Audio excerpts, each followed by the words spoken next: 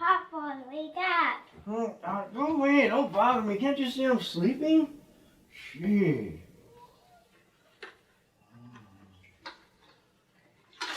Hey, what's with the water then? Come on, what? Tell me, what do you want?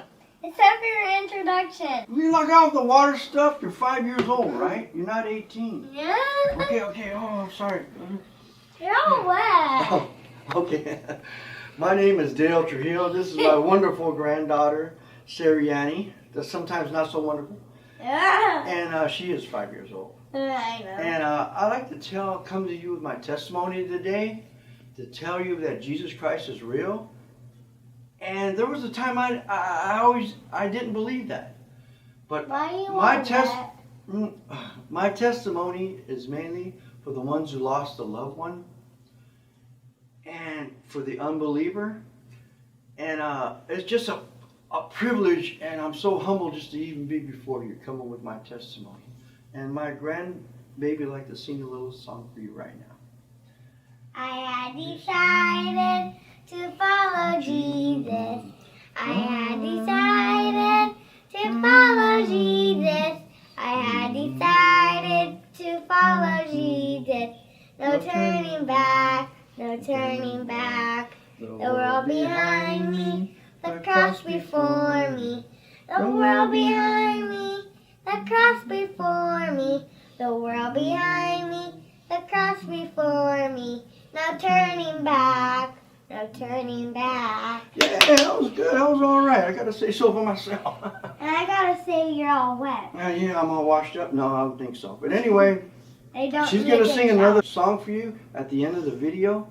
And we appreciate it if you stick around. And thank you. Well, okay, now let me get some sleep over here. And don't knock it off with the water thing, okay? Okay. Okay, I'm going to go back to sleep. Give me some water. Oh, I'm tired. Give me some sleep here. No. Where did I come from? Oh, I'm going to get them feet.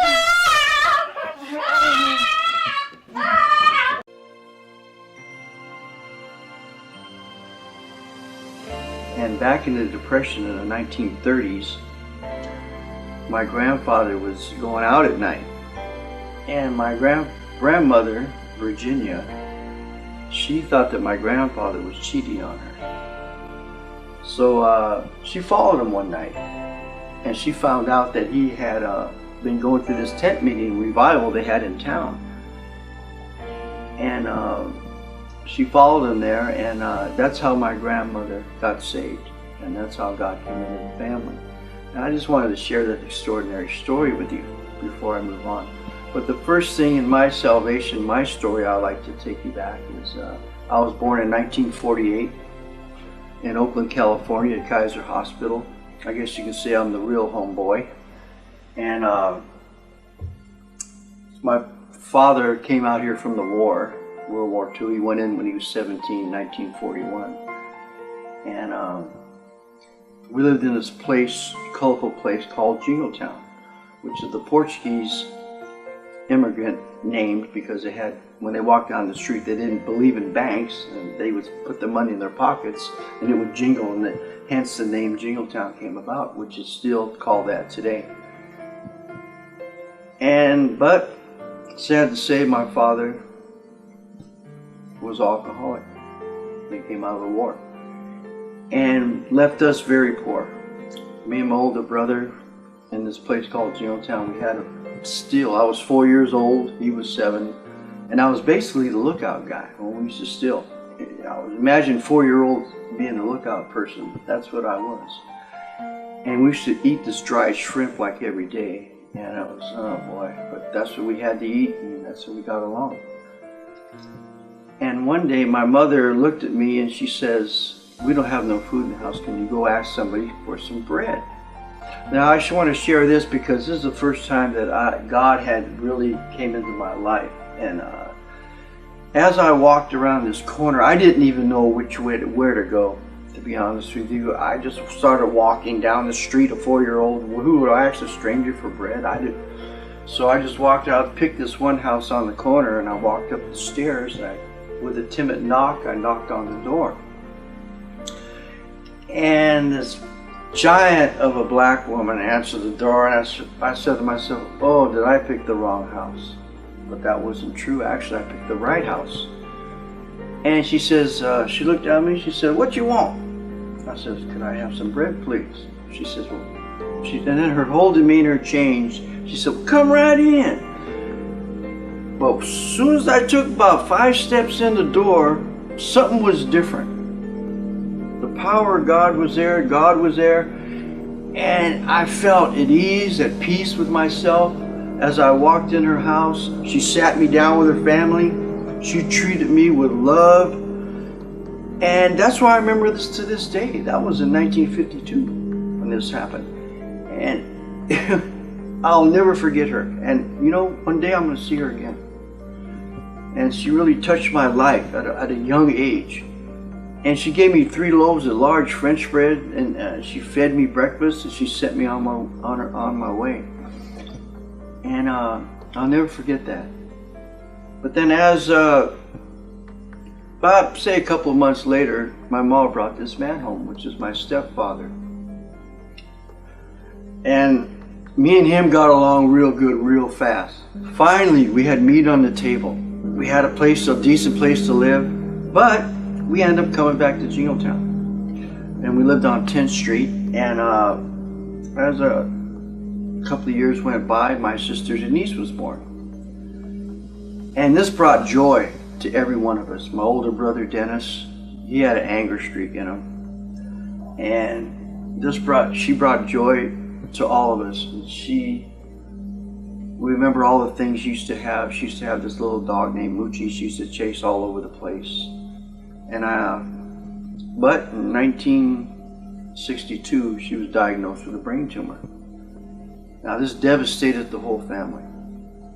And all the joy went out again. I had fears in my heart that there was going to be another divorce. Me and my brother had to go out stealing again to eat, and it was like a horror story happening all over again. Denise, became very ill. She couldn't walk anymore. She lost her hair.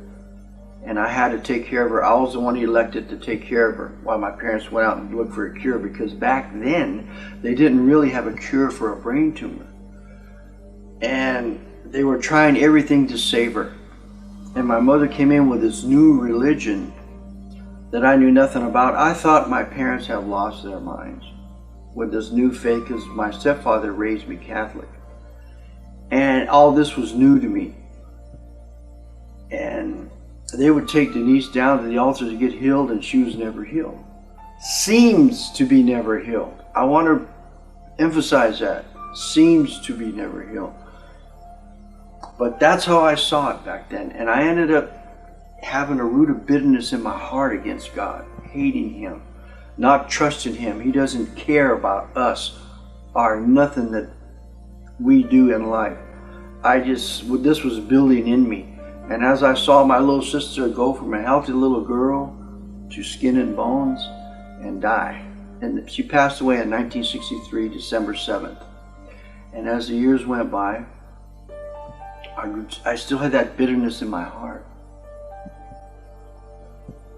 And I know a lot of people might not want to believe this, but 6 months after she passed, me and my little brother were playing on a hill. And it's called Nolan Park in Oakland, California. And we were on this hill, and all of a sudden, we heard her voice. She called to us, and I looked down at my brother, which was standing down a little bit, about 15 feet down further than I was. And I was looking at him, and he was looking up at the sky. My little brother's about 6, 7 years old. I said, Donnie, did you hear that? He says, yes. I said, that's Denise's voice. And the voice kept on coming. But in this voice, God kind of sent a message to us that she's okay, she's fine. It's like He opened up the heavens and showed her, me and Donnie, playing on that mountain. And as we ran down, because we got scared, that scared us. We ran down the hill. I told my little brother not to say nothing to my parents because they've been through enough grief already. And plus, nobody's going to believe what we heard. So ironically, We didn't say nothing for approximately 40 years later. That's when we brought and told my parents before they passed away.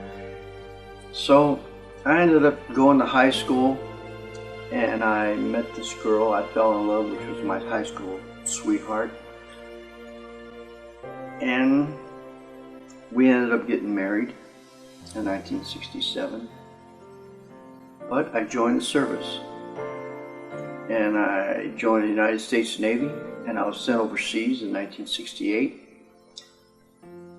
And I hated to go, but I wanted to do my patriotic duty also.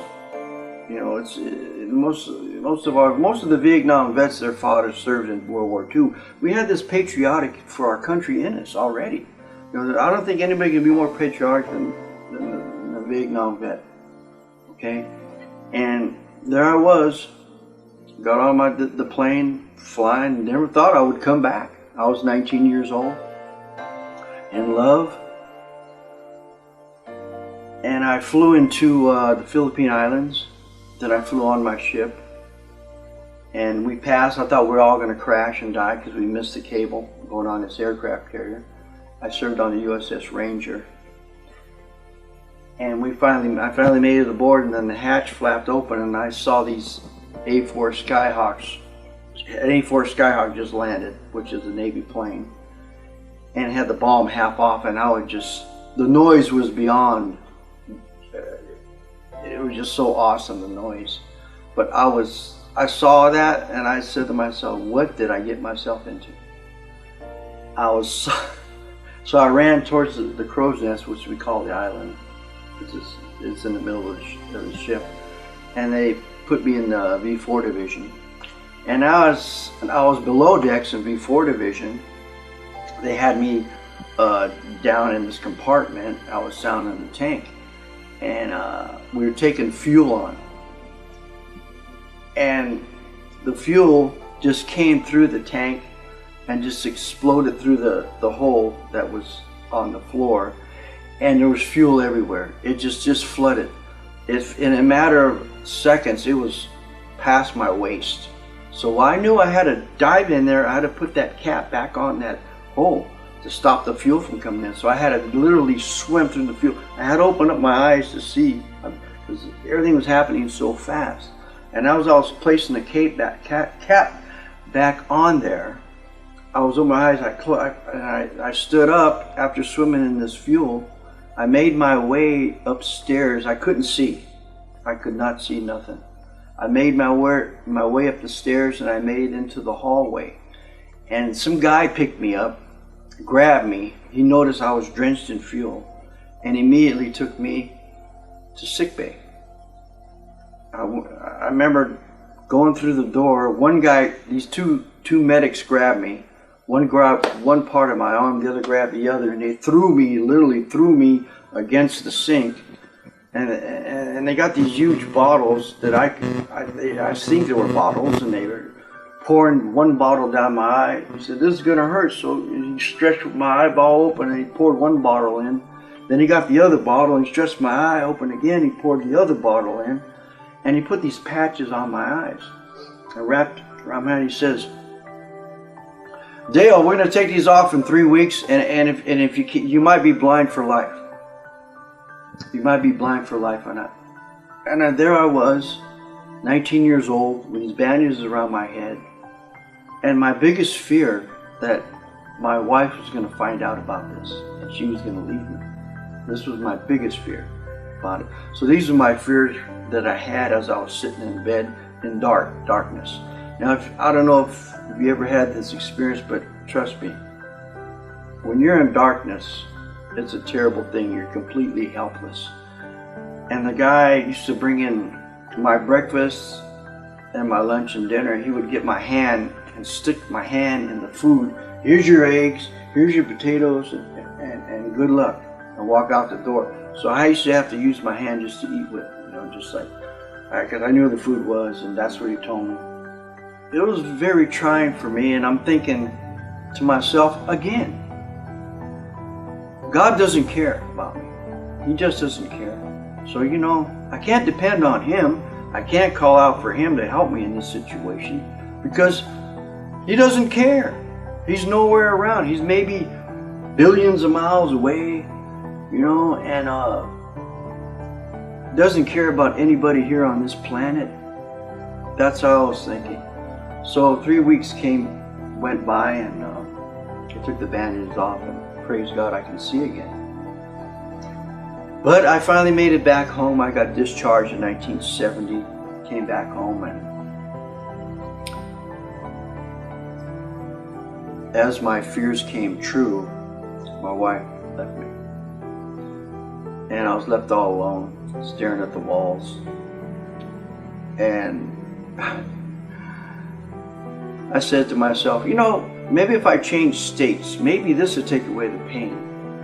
And as I returned, I noticed that my friends that I knew in school and that I thought were my tight, good buddies, they all gave me the cold shoulder, including my ex-wife. She gave me, I figured, what is going on? Why is everybody treating me? It dawned on me that I'm a Vietnam vet. Now, I'm not trying to sound like a Jerome or a crybaby. That's what it means in Spanish, crybaby. But these are the facts. These are what's going on that happened to me. And I couldn't understand why people were mistreating me like this.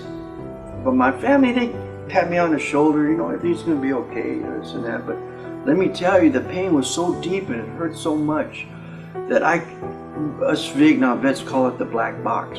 There's no way out of that black box. None. You can't, there's no escape. So I said, well, maybe if I change states, maybe that'll help my pain, get me out of this box. So I ended up in Colorado, living with my parents, and I started drinking tons of tequila. But I stopped that because I saw what it did to my father. But I was at a point that I really didn't care. I really didn't care. But I did stop that. So I didn't really drink. I didn't get into drugs. I had like a self-righteous attitude, like the Pharisees and Sadducees in one hand, and I had this pain and deep resentment and bitterness against God on the other. So there I went. I said, well, I'm going back to California. I'm going to go back. And when I was on my way back to California, I went to meet my father, which I haven't really spoke to or seen in 18 years, and he was an alcoholic, so I didn't know what to expect, but I didn't have no job. I didn't have nowhere else to go. But I wanted to come back to California. So I made my way back. And I met my father, and I ended up working as an electrician at the Richmond shipyards. But it wasn't a steady job. So I met this person, Adolf Padilla, that I knew in high school. And he had this apartment in Oakland. I wanted to go live with him, but he said, Dale, well, I got to go somewhere. And he was all dressed up in his army. He had all of his army uniform on. And he came back, you know, he went to Vietnam, he was in the army. And I said, Adolf, why you have this army uniform on? And he was on this bike, this motorcycle. And he says, well, I made a promise to God, Dale, that if he get me out of this Vietnam War alive, man, I made a vow that I'm gonna go down to this church in Mexico and crawl on my knees, and that's my way of thanking him for bringing me back alive. And I says, well, there again, I'm thinking, well, Adolf, why bother? God doesn't care. And I said, well, I guess you got to do what you got to do, Adolf. You know, so he took off to Mexico. And I found out later it's a church a lot of Latins go to when they make a vow and God keeps their promise. And they just pray. And they call on their knees. And he told me when he got back that his uniform was all shredded in rags. So, but as I'm going along my way, every time I was driving around, I kept on seeing this guy that I knew before I went to Vietnam. And he was hitching a ride. And I would pick him up on various spots in Oakland, California. And this one time, I picked him up and he says, Dale, he says, would you like to go to a prayer meeting tonight? And I'm thinking, well, God don't care, but you know what? Let me tell you what was going on in my mind at that time. I was getting ready to commit suicide. But this person that invited me to this prayer meeting they had didn't know that. You know, I said, well, but see, in my Catholic upbringing, I heard about this Jesus Christ person. And I'm thinking, I'm going to give him one chance before I check out of this life. I mean, you know, people laugh about that because you're giving God a chance. I know, but that's how I was thinking. I was in this black box. You got to remember that.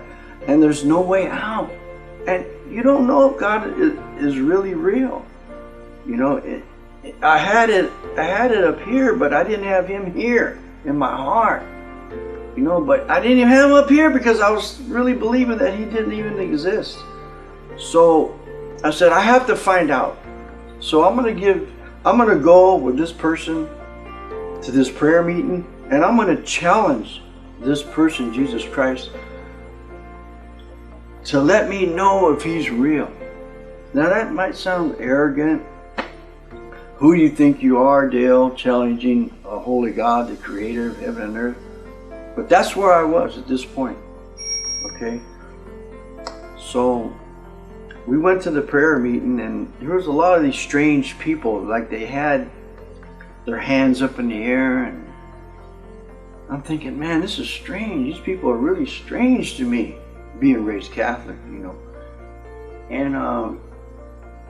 And the pastor, he came up and said, he says, well, come on, we want to put you in the hot seat, or the seat, you know. I said, what? So I got up there because at first I would say, I don't want nothing to do with you people. You know, you're not my kind of people. You don't believe in what I believe, and plus God is not real. That's what I was thinking in my mind. But I says, you know what?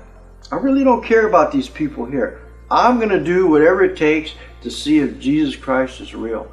So I went in there and I sat down on this chair, and everybody's looking at me. So he comes up and he says, well, he laid his hand on me. He said, well, let's see what his gift is. And so I was waiting. I thought they were going into the back room to get me a present, you know, to bring out to me, you know, like Christmas time, you know. But he just he looked and he started praying. And he says, your gift is healing. And I says, well, that's nice. You know, I just brushed that off. I didn't even know what he was talking about. So he kind of left. He walked away. And I ended up staring at all these people I thought that was strange. And what happened was it became a staring contest. I was looking at them. I expected Jesus to come down and knock me off the chair, hit me. And I expected fireworks to happen, you know, but it ended up being a staring contest. There was wondering when I was going to get off the chair. But all of a sudden, this person came up that invited me to the prayer meeting. He says, Dale, he says, God said that who's ever ashamed of me down here to profess me, my son Jesus Christ down here, I'll be ashamed of him up there to profess him before the Father, which is in heaven. And you got to remember, I never read the Bible, not really. And I had no idea what this person was talking about. So I says, you know what? And myself, I just listened to him. I didn't give him any feedback. I just listened to what he said. I thought to myself, okay, I'm going to do that. I'm going to go ahead and do what you just said, because I didn't know nothing about those who seek the Lord. He'll have a reward for you. I didn't know any of that out of the Word of God. I just knew that I had to find out for Dale before I was going to kill myself. So I did what he said. I went home and I told my high school friends, my buddies, I thought were my close buddies. I says, Jesus, I belong to Jesus. Jesus, I proclaim Jesus before you. And they all looked at me like I was totally out of my mind. Oh no, you're not a Jesus freak, are you? We heard of them Jesus freaks. They're weird people, man. No, Dale, you're not one of them. And all these, my close buddies started criticizing me and really putting me down. I'm thinking to myself, this is true. I'm thinking to myself, these guys can't take away my pain. Okay? They cannot take away the hurt and pain I have inside, this bitterness and everything. So, and plus I was mistreated as a Vietnam vet when I came home. So this goes off like water off a duck's back on me, for me, because this ain't hurting me. I don't care what they say. And the devil tried to come to me. He says, Dale, what about your grandparents? What are they going to say? My grandparents couldn't take away my pain. People, if you're Latin, you know, your familia means a lot to you. I mean, you know, it's like turning your back on your family, you know. But you know what? It came to the point they couldn't help me. I had to find out if this Jesus was who he says he is. For Dale. Not Annie M down the street, for Dale. So I just didn't pay attention to that. All that criticism I was going through. So I just kept on going through the motion. And I was dating this girl, and I had to cut off relationships with her because I knew that was wrong, see. I was doing everything to the letter, like the Pharisees and Sadducees did, you know. I was doing the law to the letter that I knew. So I was on this way, and I'm seeking, and there I was about 3 months later. Okay, I says, you know, where's this Jesus at? See, it must be true. He's nowhere. And you say, well, Dale, how can you confess Jesus and you didn't even know him? I did. I was doing everything I was instructed. I had the head knowledge, but I didn't have the heart knowledge. Okay? And to be honest with you, I didn't even think I had the head knowledge because I didn't really believe that he even existed. But I was deceived. But anyway, this is how I was thinking. So approximately 3-4 months after that, I got up that morning and we had like a bar in our apartment. I shared an apartment with Bruce, and it was just me and him living there. And I jumped on the bar stool there, and me and him were talking. Bruce was making breakfast, and this is important to me because this is where my salvation came in. I was sitting there talking to him, and then I sensed someone in the room. And I knew there was nobody else in the room, but I sensed a presence in the room. And I'm looking at Bruce, and I'm thinking, there's somebody behind me. In the corner maybe, I don't know, but there's definitely somebody there. So as I was looking at Bruce, sitting on the stool, I went to see who was there. So as I started to turn my head to see who was behind me, I made it about this far. I was going like, about that far. About that far. This person that was behind me, I can hear his footsteps. He stepped up and he touched me on the back of my forehead. As soon as he did that, I fell like a dead man. I went from the stool to the carpet. Within that moment of time, I received my salvation. And it's hard to put in the words how the Lord put all that information in me. And it was the most glorious feeling that I had ever felt in my entire life. It was so awesome. And as soon as I hit the rug, the only thing that came out of my mouth, now that I know that Jesus is who he says he is, he's real, and that he did rose from the dead and sits at the right hand with the Father and died on the cross for me, he's real. I come up, the only words that I was like a dead man. I couldn't hardly move a muscle. I can barely move my mouth. I said, Jesus, take me out of here. I know a lot of people might say, what a strange prayer, what a strange request. But let me tell you, this earth had nothing to offer me, because I was going to kill myself to get away from this. This earth had nothing to offer me. So as soon as I found out that Jesus was real and God had sent him for me, that he really is indeed love me, for me, I said, I want out of here. I don't want to stay here no more. I want to be with you, Lord Jesus. But I tried to crawl. As you notice, he didn't answer my request. I tried to crawl.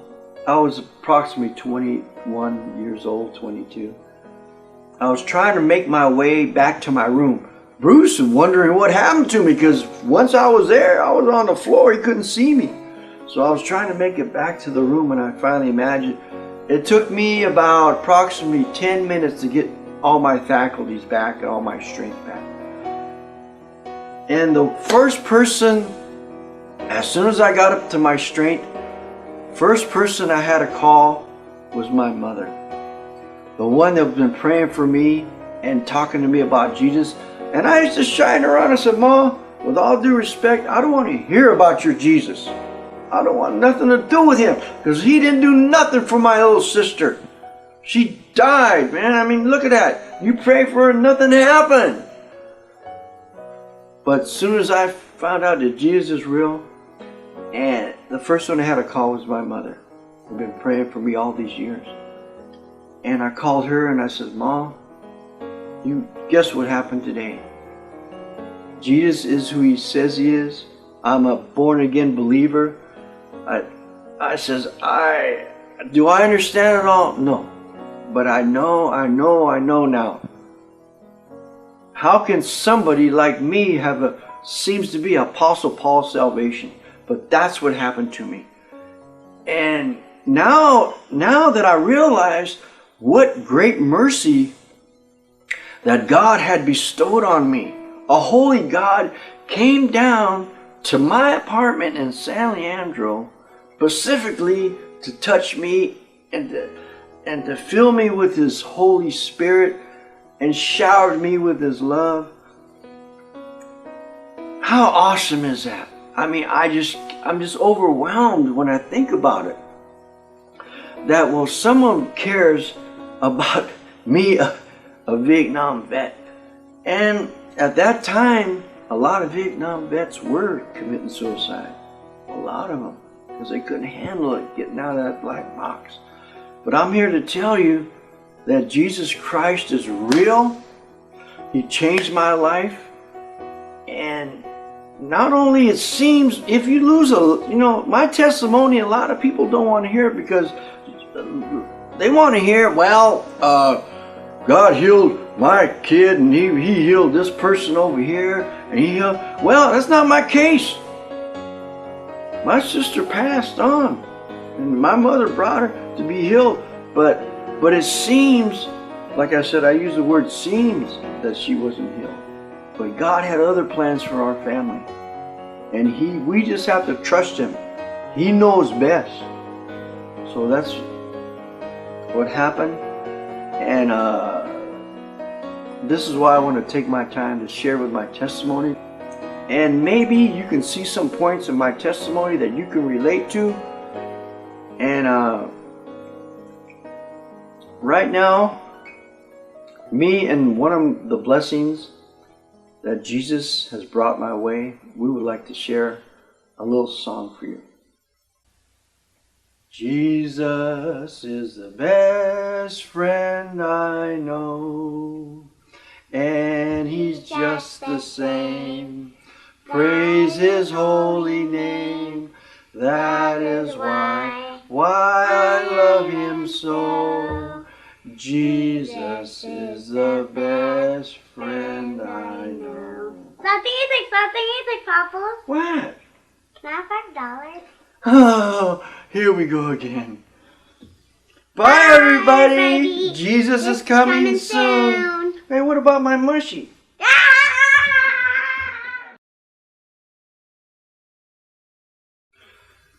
Also, I'd like to share is right now, where I'm at right now, God has blessed me so much.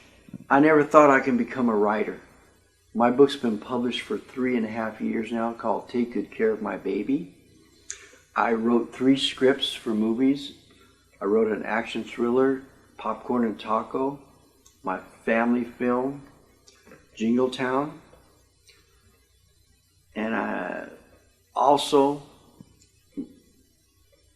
have an action thriller called Time Out. And God has just blessed me tremendously. And everything isn't a bed of roses, mind you, but He blessed me with a wonderful lady, Pamela, and she has helped me in all these endeavors, write my book, my scripts, everything. She's been such a blessing to me. And the Lord has blessed me with grandchildren. I have 6 grandchildren. And I have this home, this beautiful home that He gave me. And He's not done blessing me yet. There's still more blessings that I believe Him for. So, you know, there is nothing too hard for the Lord, you know. And it's wonderful. That's why I say it's good news to come to Jesus Christ. It's good news. I can't stress that enough. You know, I tell a lot of people when I witness, I tell them, when I said, I'll see you in 500 years. Most everybody laughs at me when I tell them that. But you know what? When they think about it, where are you going to be here? Where are you going to be in 500 years? You know? Something to think about. And God is concerned about that. Jesus died on a cross. A holy God came down, dwelt among us, walked in the flesh, and rose from the dead on the 3rd day. And He suffered and died on the cross for us. This really happened. And He sits at the right hand of the Father. It is seating for us. How amazing.